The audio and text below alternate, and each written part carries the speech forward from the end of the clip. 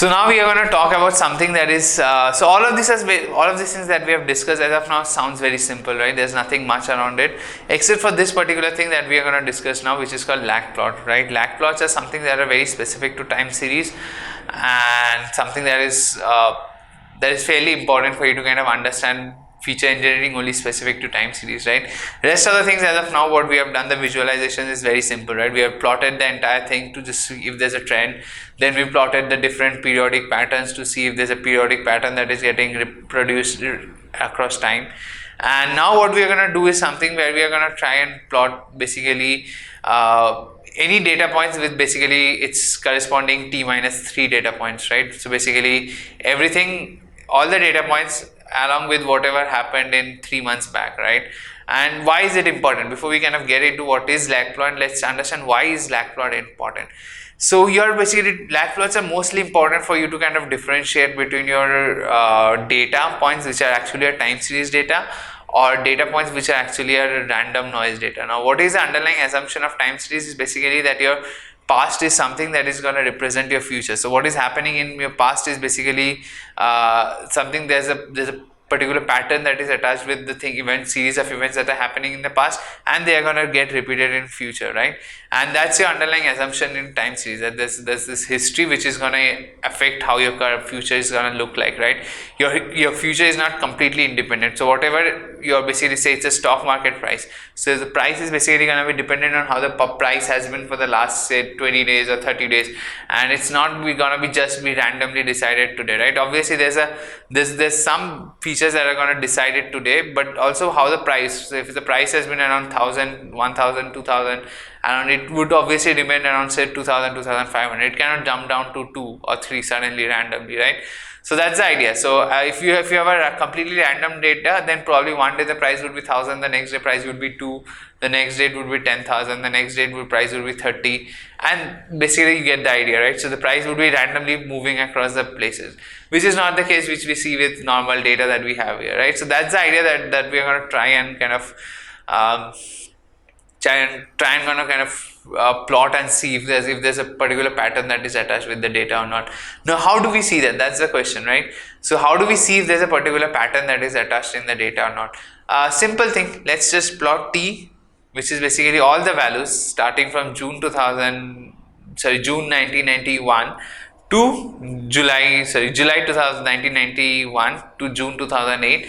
Let's plot all those values along with their corresponding t minus 3 values, right? What are t minus 3 values? Basically it's something like this. So you're going to take, so if you're trying to do say t, so this is your t, right? So July 91, then you have August 91, then you have September 91, and you have values for all of this, right? So what is t minus 1 then? So t minus 1 is basically June 91, August is July 91, then this is August 91, and this is September 91, right? And then what is say t minus 3? T minus 3 is basically, this is April 2000, April 91, then you have May 91, then you have June 91, right? So then you have July 91. So basically t is basically the values that you have as it is, right? The data series that you have. And what you do with that is when you are trying to see its correlation with t minus 1, what you're going to do is basically for each of those values, you're going to plot July 91 versus June 91, right? So you're going to have this graph. So where your one value is basically from the current series, yt, and then you have yt minus 1. So if you do that, what you're going to do is basically for this particular month, which is say July to 91, you're going to check the corresponding value of what was there in June 91, and that is going to be your point out here, right? Similarly for August 91, you're basically going to check the sales volume of August 91, and then for August 91 you're going to check the sales volume for July 91, and that is your point here, right?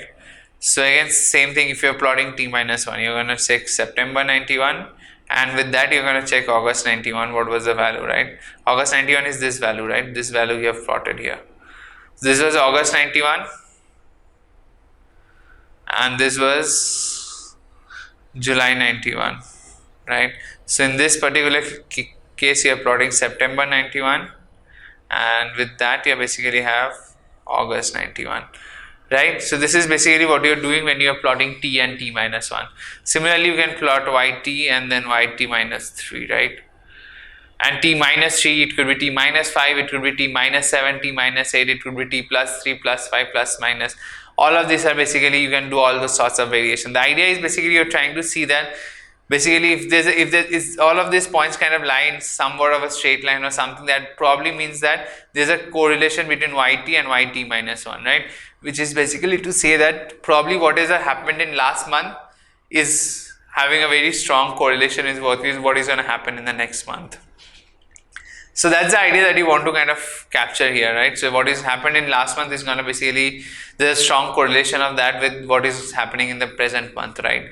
So or if you see that probably for this example there's not a lot of much correlation, but say you plot this graphs and you see that this is probably a lot more correlation out here, which probably says that t minus 3 has got lot of correlation with what is happening in t. So basically 3 months back whatever happened, so basically there's a pattern which kind of gets repeated every 3 months or so.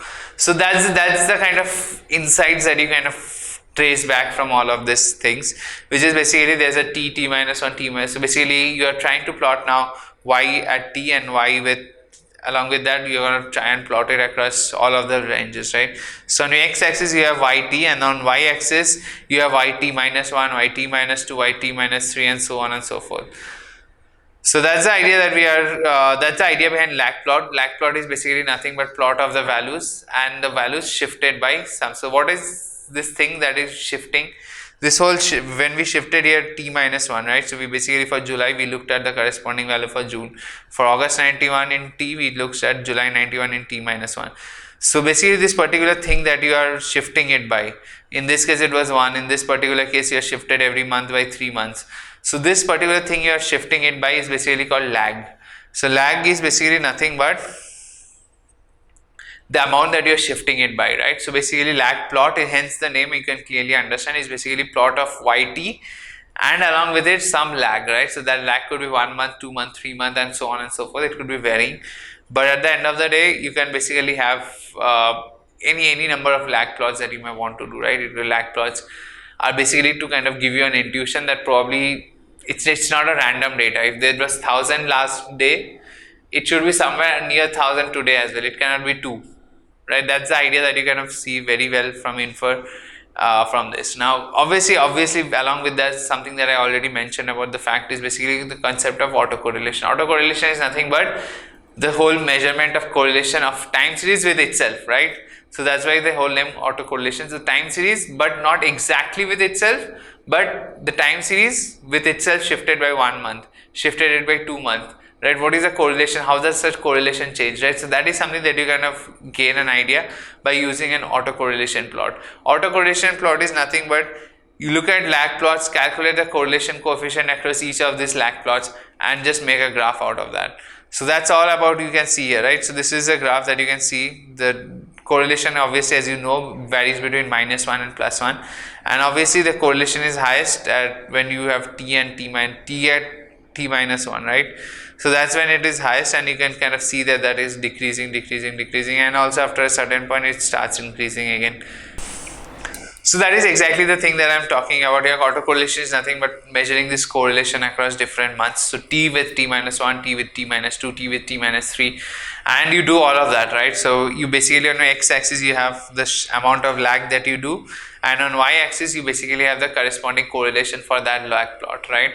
So for t equals to t and t minus 1, there's one particular correlation, right, which we saw here, the first graph, right, on the lag plot. Then t and t minus 2, there's some other correlation. That was the second point in this graph, right? So for all of those, so t till say 209, right, that's how many months do we have here? We have 12 months and we have 17 years, so that's roughly 240 months, right? So if you now, so the maximum you can basically lag across is basically 204 months. Now if you do that, obviously you end up with zero correlation. So that's the idea that we have from there, which is basically how the kind of correlation changes when you change the lag amounts. That's mostly about time series, understanding of visualization of time series. Again, recapping it for you. So there's the first part where we kind of look at the time series overhaul. That was time series plot data. Then we look at how to capture seasonality of time series, which is using all of this stacked line charts, and also using this particular concept where we kind of discussed about box plots, right? So stacked line charts and box plot. That is all about time series analysis, right? Time series visualization to kind of capture monthly trend and seasonal trends in a graph. Now after that comes a point where we kind of looked at different lag features and then kind of plotted the autocorrelation across each of them. The idea behind being all in both of these cases is basically this, that if it's a time series, then there's probably a correlation between your t minus 1 and t. There's a correlation between t minus 2 and t. So there's whatever has happened basically in history, there's got to be some correlation with that is what is going to happen in future. And that's how do you visualize that? You use autocorrelation plots for that. Log on to GreyAtom's learning platform to unlock more free content. Subscribe to our channel and hit the bell icon for regular updates.